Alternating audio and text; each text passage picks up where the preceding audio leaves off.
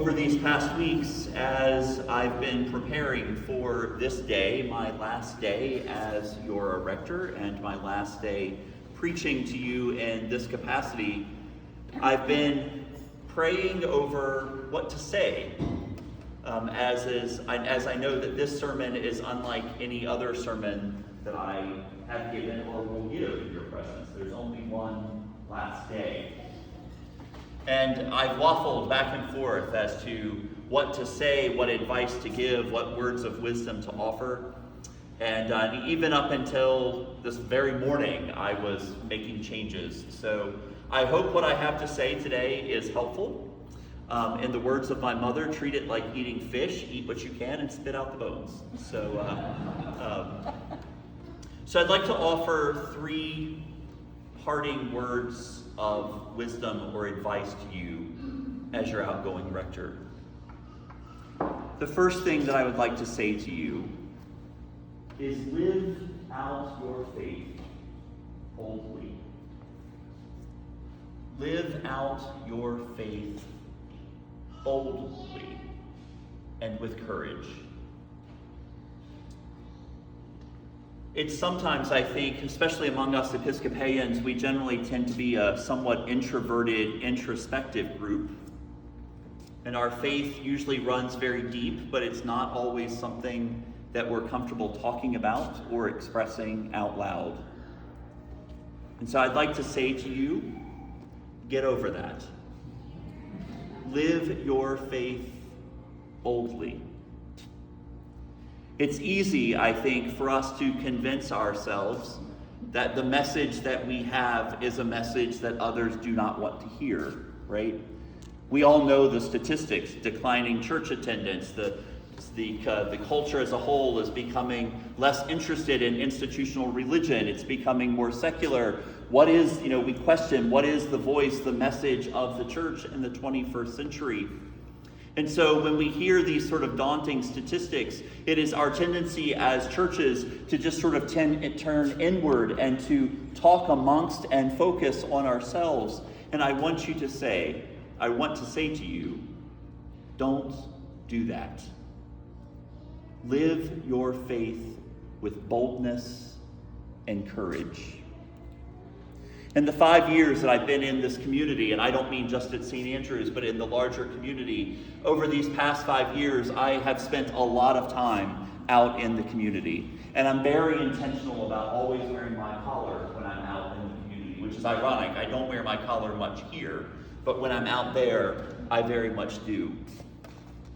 And in my time at Starbucks and Vigilante and the Stamp Student Center at the University of Maryland, when I've been in those places in my collars, not a day goes by that I don't find myself in a conversation with a young person. Usually a conversation, almost always a conversation that I myself did not initiate. There is a real hunger in the community outside these walls for a different way of living and being in the world. There is a real curiosity about this person of Jesus. And what's really wonderful in many ways is that a lot of these young people have not grown up in church. They have not grown up in families that profess any faith at all. And so, to be honest, they are sort of like blank slates. They carry no Jesus baggage with them at all. They were genuinely curious about this person of Jesus and about why I, as a priest, would choose to stake my life on him. They're hungry because they recognize that the values that have been they have been taught, the values of education and consumerism and success, those values all have their place. But at the end of the road, when the day comes to an end, they know that those values somehow are not fully speaking to the longings of their hearts. They want to know that there's a different way of living and being in the world, a way that Jesus offers us. Now, I can tell you what they're not interested in. They're not interested in joining a vestry or any committee or any altar guild. They're not interested in the statistics related to the institutional church. But they are interested in a life that has purpose, meaning, and integrity, the very thing that Jesus offers us. They're longing for that. So live your life boldly and with courage. In the epistle reading that we heard from this morning from Paul's letter to Timothy, we find Paul actually addressing this very issue. 2,000 years ago, some things just have not changed. We find Timothy, who is a young student of Paul, a very young student of Paul's. Timothy learned his Christian faith from his grandmother and from his mother.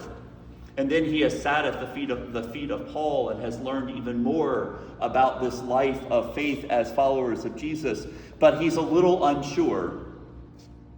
He's not sure if his faith is strong enough. He's not sure if his doctrinal positions are correct.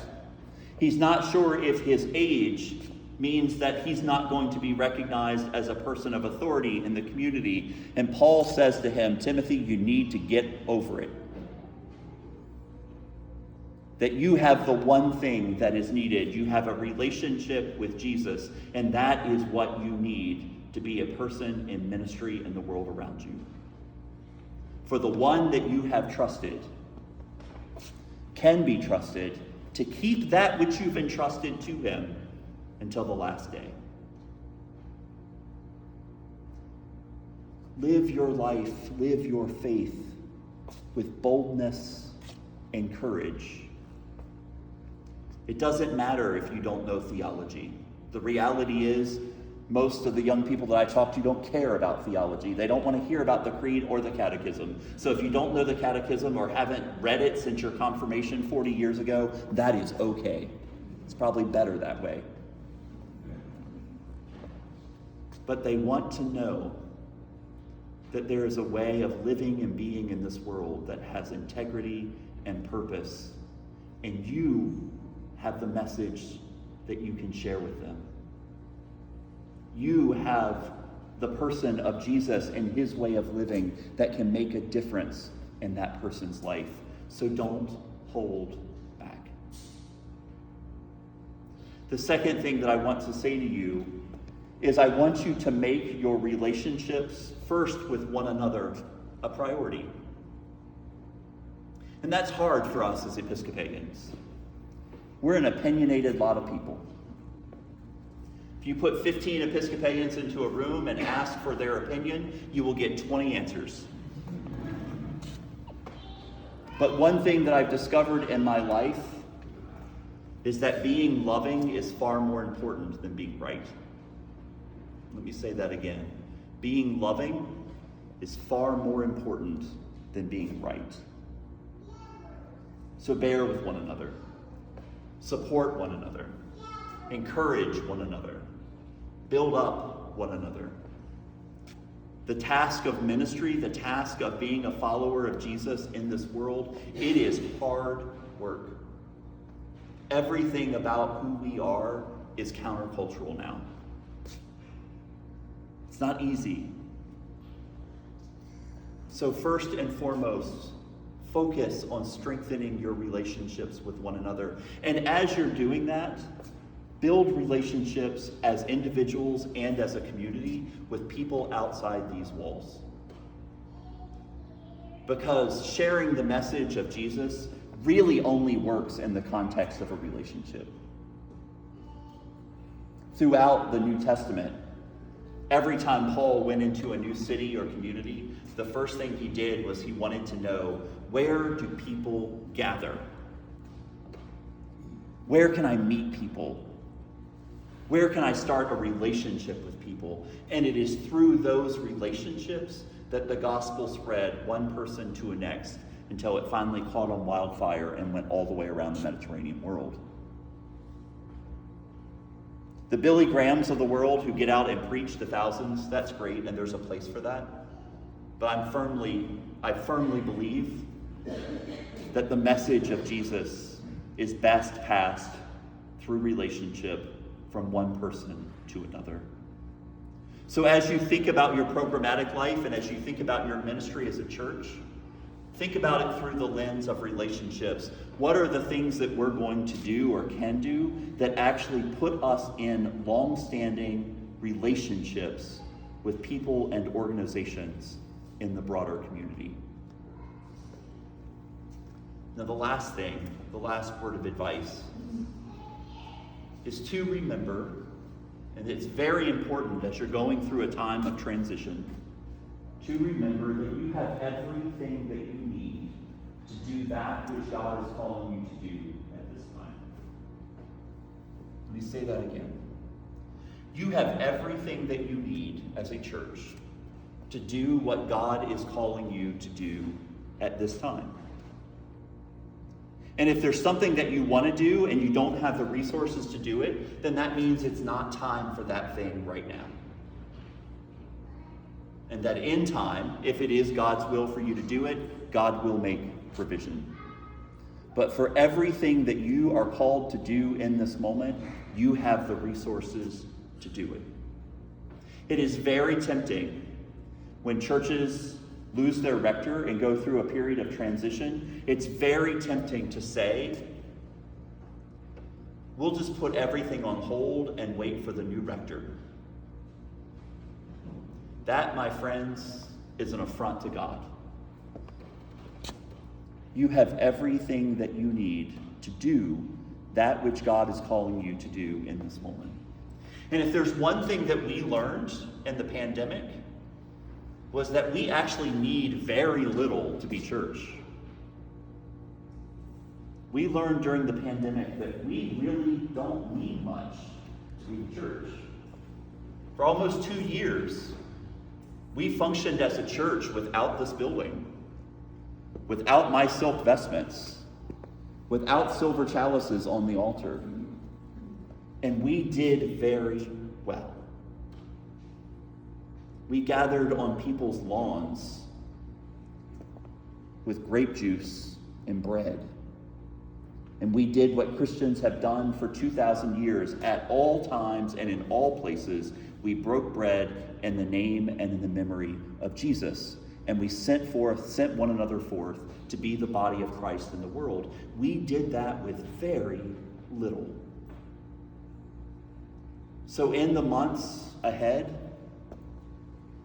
if I catch wind from anybody, the rumor mill makes it up to Kennett Square, Pennsylvania, and I hear that you're putting things on hold because you think you need to do that as you're waiting for the next rector, I'm going to be highly upset.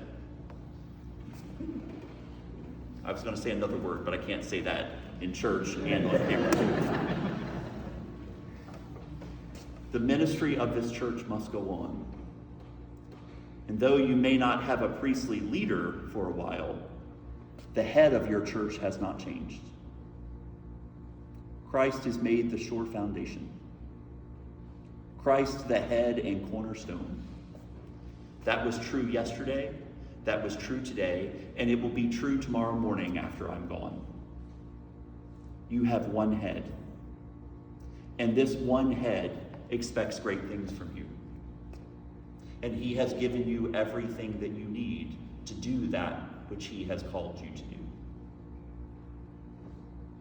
So those are my words as your rector this morning. Live your faith with boldness and courage. Tend to the relationships that you share with one another and build relationships with the people outside of these walls. And trust that you have everything that you need to be the people that God is calling you to be at this time and in this place. Thanks be to God. Amen.